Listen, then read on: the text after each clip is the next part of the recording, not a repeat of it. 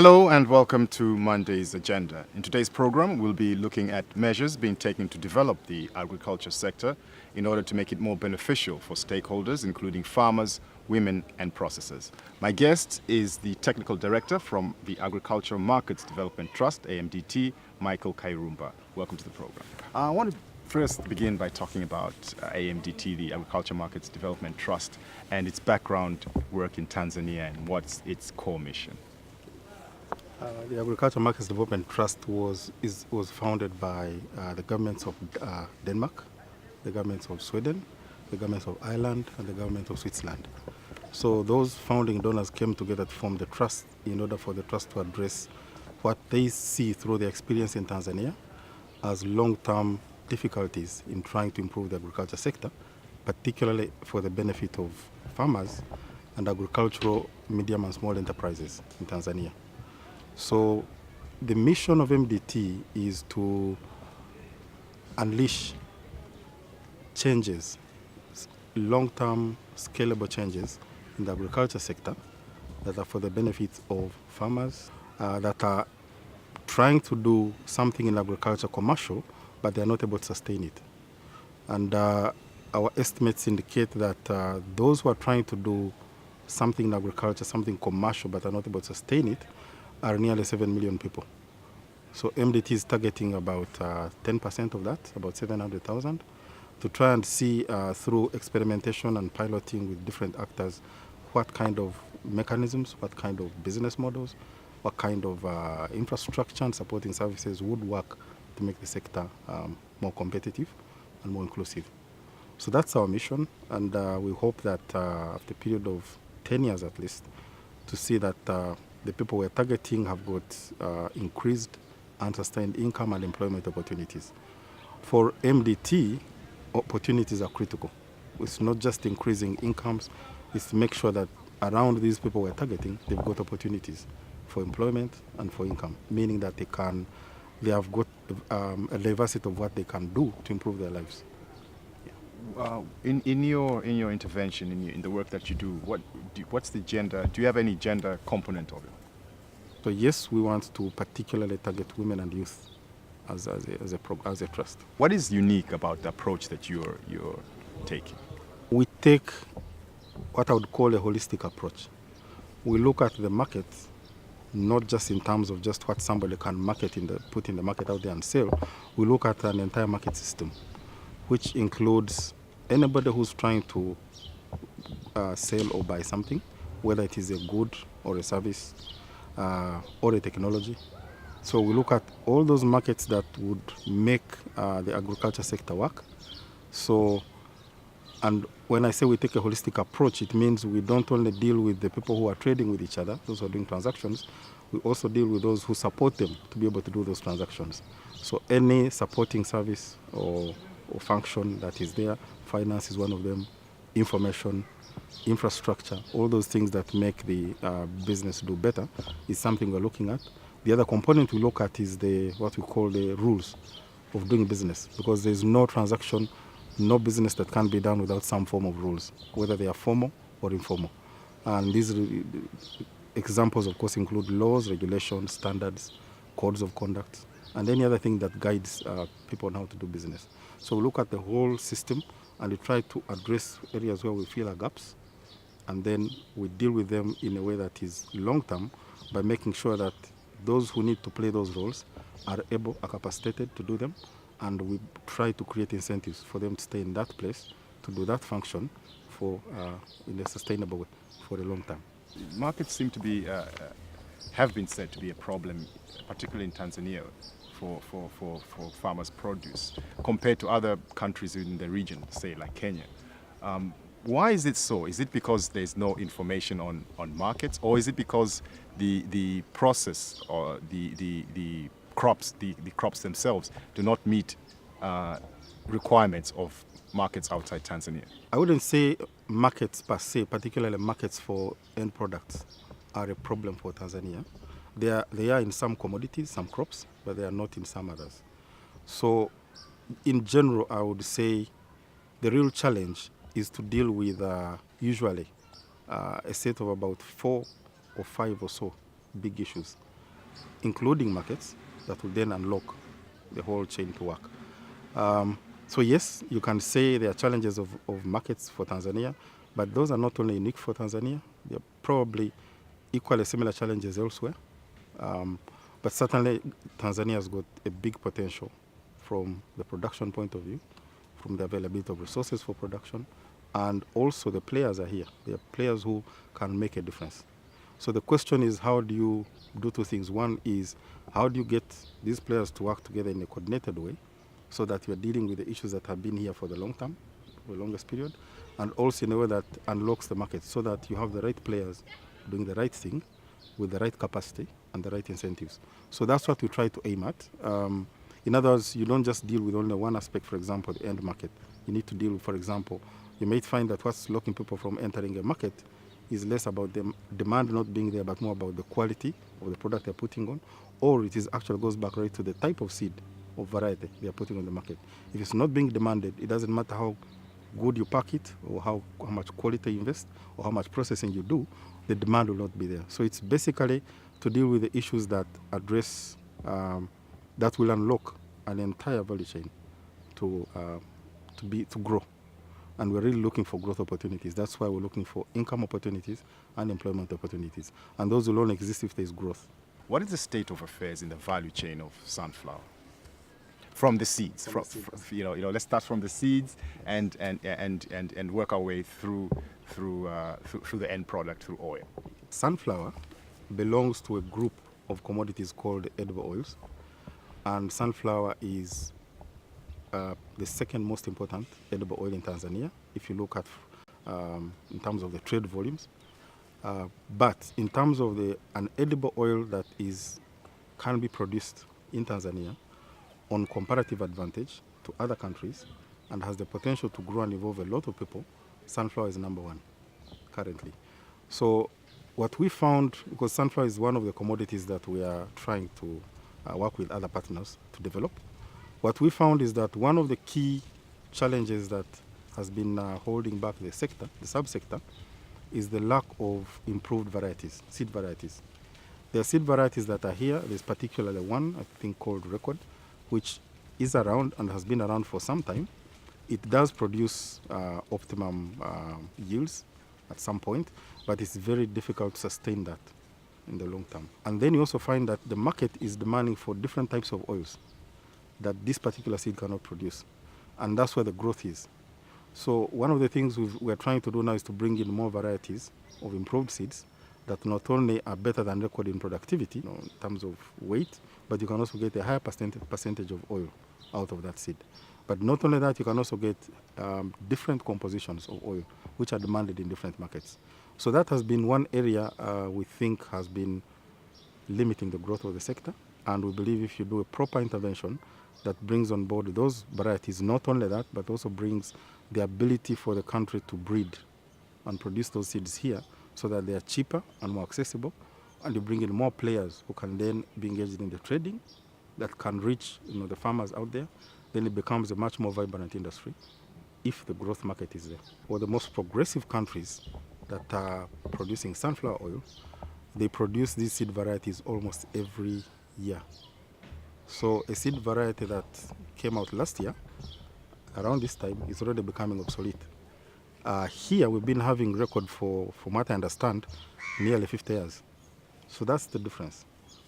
There are a lot of varieties, but what we're trying to do is to find the varieties that, one, have got a market potential, two, have got the agroecological conditions that can fit Tanzania, and then we work with the private sector and the different government agencies, see if they can be brought in here, and they are tested, and they are developed, and then see if we can then be massively produced and then sold. But what are the policies and the regulations around it? Is it easy to bring in, to introduce a new variety into the Tanzanian market? I talked about Record in terms of the most prevalent seed variety available for farmers to grow. And that's the one that has been around, at least from what we hear, nearly 50 years. There are other seed varieties that research institutions have tried to develop, but they are not taken up into the market yet. Some of them have been, yes, they've been trying to get into the market, but they are not expanding the absorption is not expanding for various reasons. And some of the reasons are to do with it's a lot more about the difference in productivity that they provide. If you produce a new seed that doesn't show a difference in benefits for the farmer, then the uptake is not likely to be easy. Secondly, some of these seeds, it's not easy to distinguish between them if you look at them, which goes back to how they are bred in the different research institutions. If you cannot tell a difference to a farmer looking at this seed that looks almost similar to this, but you're telling them there's a difference, they can't quite tell. So part of it is about the ability to engage with the private sector to get the right varieties here.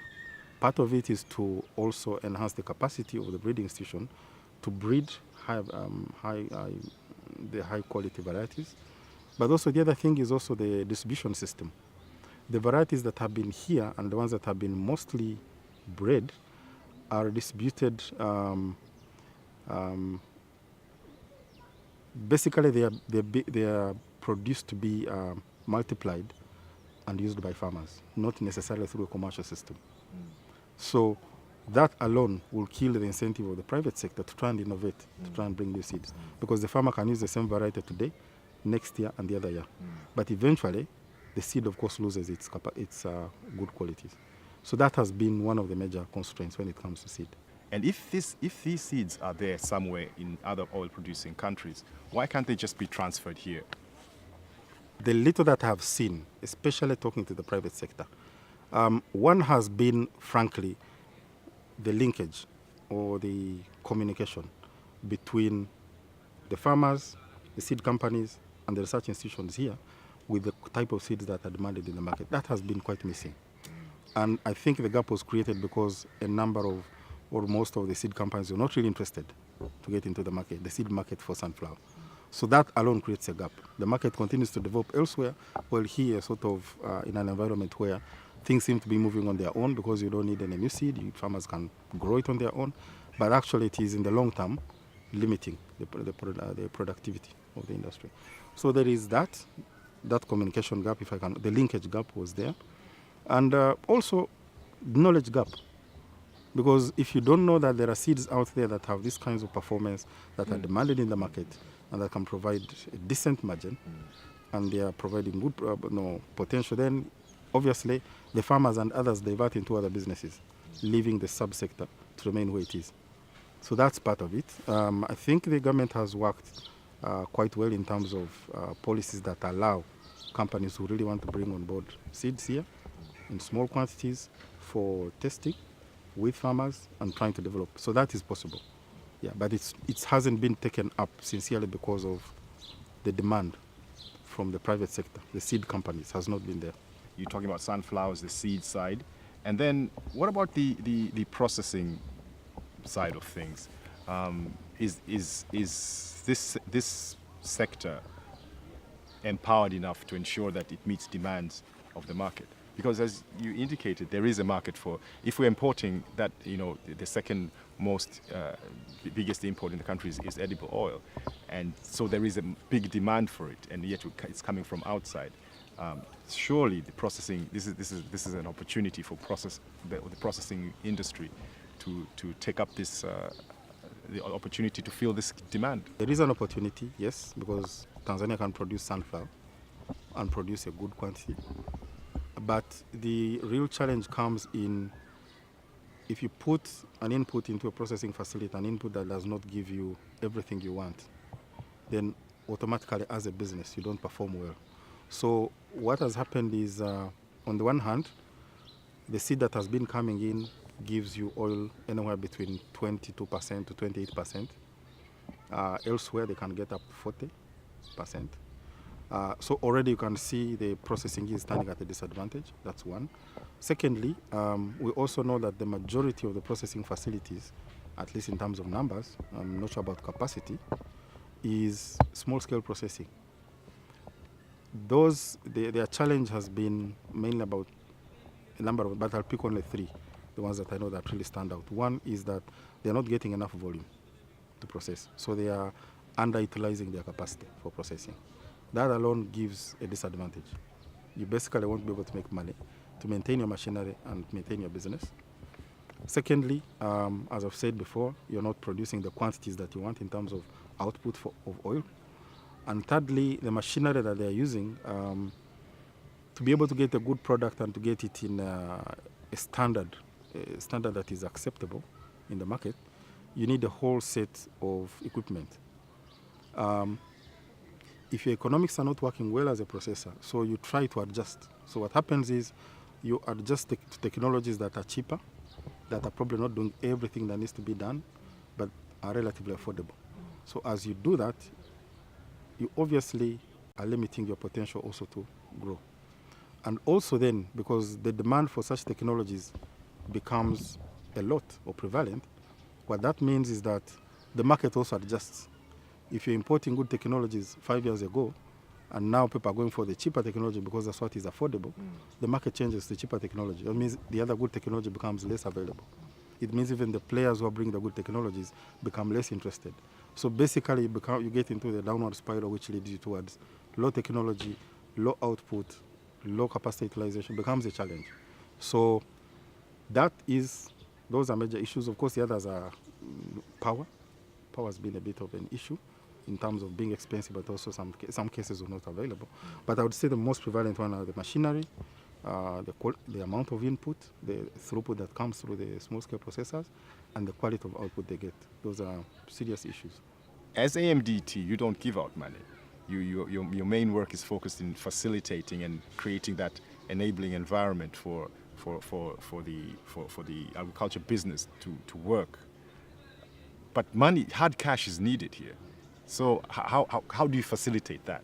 The money is with the private sector in these areas. You're not going to get enough money. And when we say the private sector, it's not only the processors, it's not only the seed companies, it's also the financial institutions. Do they see the interest or the viability of a sector that way?